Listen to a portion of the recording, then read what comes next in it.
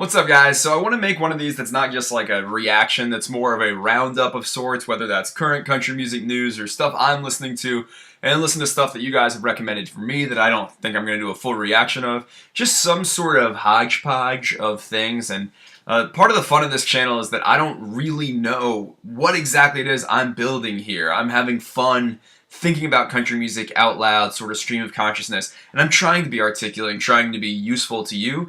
But I'm just like, I feel very liberated.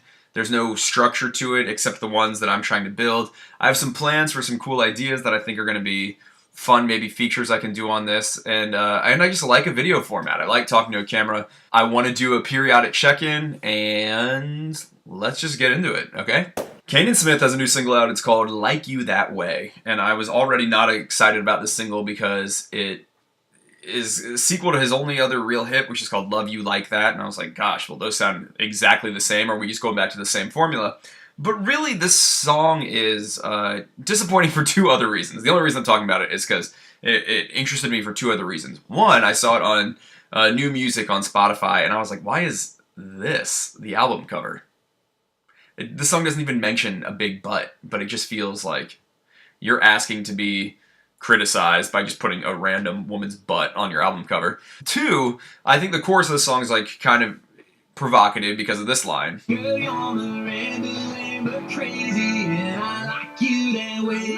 So this song is going to take a ton of heat for being sexist against Miranda Lambert, for portraying her as a crazy woman, and I get that, and I kind of think her legacy isn't necessarily going to be as a crazy person, but at the same time, she's kind of built a legacy as a crazy person. She named an album Crazy Ex-Girlfriend. She has a number of songs like Kerosene, about like burning her ex's house down. Even in her version of Mama's Broken Heart, it's kind of this deranged thing. Hide your crazy and start acting like a lady. And so I think that's part of her persona. I do think that in the last couple years, Miranda has definitely taken such a turn toward changing her image. It's much more nuanced. It's, you know, she has songs like Over You, reflecting on death, and the whole album of The Weight of These Wings is really about the effects of her decision making, and it's much more textured and layered and vulnerable, and it's not so brash. Baby, I'm addicted to goodbyes. I mean, this lyric would have made more sense 5 years ago than it makes now. The bigger issue I have is that's just such a cheap lyric.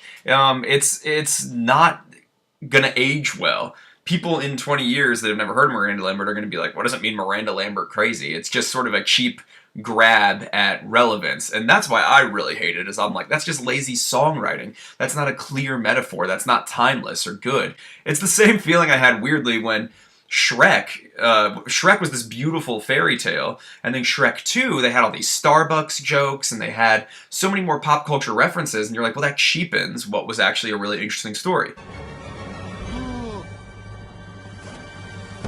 I remember having that feeling seeing that movie, and that's kind of how I feel listening to this song, where you're like, you know, it's kind of a funny line to want a girl that's a little emotionally unstable, and he likes that about her, but to say Miranda Lambert crazy, that just feels like a cheap One Direction lyric to me. So, in summary, Miranda Lambert is not universally crazy, so it doesn't really work as a lyric, and I just think it's lazy. So, the other little like piece of current country music news I want to talk about is that Liz Rose, who has written so many good songs, she's one of the women behind Girl Crush. She was one of Taylor Swift's main co-writers very famously earlier in her career, and she helped her kind of edit down All Too Well into the masterpiece of songwriting that it is. That's seriously like my favorite Taylor Swift song ever. And she co-wrote Church Clothes, which was the Kelly Bandon video I reacted to a couple of videos back. She's a great writer, but she's putting out her first solo record ever, and I'm pretty pumped for it. That's coming out in May. So I just found out about that. I saw it on Twitter somewhere, and I'm just marking in my internal head calendar that that's coming out, because it's going to be awesome, I hope.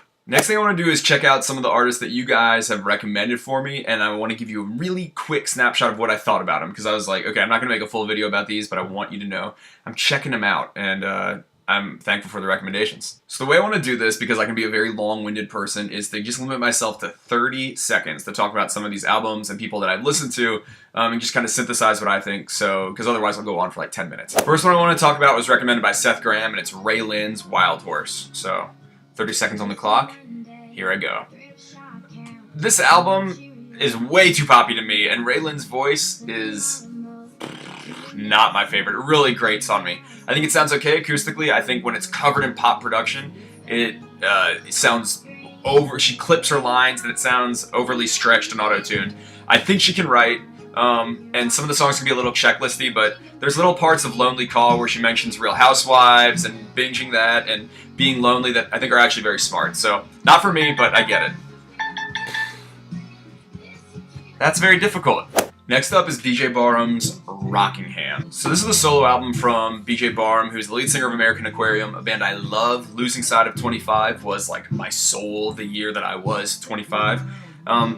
He's singing about his hometown and kind of all the feelings he has. He's 30, looking back on where he's from, and it is a beautiful album. I feel bad for the North Carolinians because they're so existential and angsty down there, but I'm glad they are because they make beautiful, simple music without a ton of percussion. I did better that time. Okay, I know I'm missing a bunch of these and there are other recommendations like Seth Ennis and Ryan Hurd. I think those guys are going to get pushed in a little bit, so I'd rather wait on some of those songs. And there are some more indie people or unreleased songs that I just haven't heard yet, and so I don't want to weigh in on those, and I'm taking too long shooting this, and it's supposed to be fun and easy, and I'm making it not fun and easy. So I'm going to move on. Okay, let's end this video off with a couple things that I've been listening to lately that I really, really enjoy. First thing I want to point you guys to is the album I have loved listening to this week. It's Sam Outlaw's new album, Tender Heart. Sam Outlaw was this ad executive in Los Angeles who quit his job a couple years ago and came out with this album, Angelino.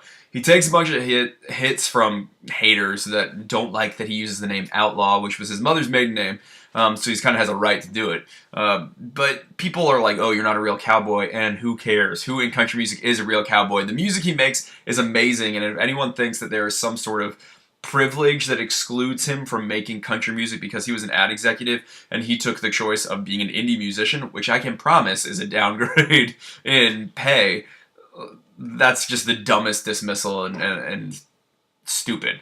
He makes beautiful, light, airy country music with a touch a little like mariachi, and I think it is so gorgeous. There's a tenderness to this album. I think it's really well titled Tender Heart. I gotta play you a couple songs. There's three that I love off the bat. One's called Bottomless Mimosas. One's called Bougainvillea. I don't know how to say it. It's called Bougainvillea, I think. That's the name of the song. And then there's one that's called All My Life. And I think they're all amazing. Let me play a second of some of these just so you can get a vibe. She was born in Argentina. Man, I love it. I don't know how to even really describe the sound of this album. It's like disaffected LA, malaise with citrus. I don't know. It doesn't make any sense, but those were all the words that came to mind. Like there's something a little bit zesty in all of this sort of existential meandering that makes this album so beautiful. He's got a very agile, simple voice. It's just simple. I love this album. You should listen. The other album I'm really loving is Lindi Ortega's new EP, Till the Going Gets Gone. Lindi Ortega is a Canadian musician who makes some of the most haunting, stark music that I can think of. I mean, it's all delicate and vulnerable and not happy. That's not her thing. This is an EP about someone that doesn't know if they can keep going and making music, but there just is something in her that needs to. It captures the aimlessness of a traveling musician so well. I always think about how if Willie Nelson's song On the Road Again is about needing to be on the road because it invigorates you, this is kind of the flip side, and it's about the insecure side of that same feeling. It's a really beautiful album. It's not happy, but it's stark, and it's good. It's good once it gets dark out. So, I love Lindi Ortega. I think she makes amazing music. I hope she works with Dave Cobb again one day, but we'll see. Alright guys, that's all I'm going to do this week. I'm going to try and add timestamps in the description so you can just click through this video to see where you should go to if anything interests you. Tell me what you think of this format, if you have any advice or recommendations on what I should do differently. I know it was a little choppy, and again, I was figuring it out as I went. Thank you so much for all your support of the channel so far. It's been really fun to see, like, whoa, Scotty McCreery fans are really passionate and really like watching that video and watched it all the way through.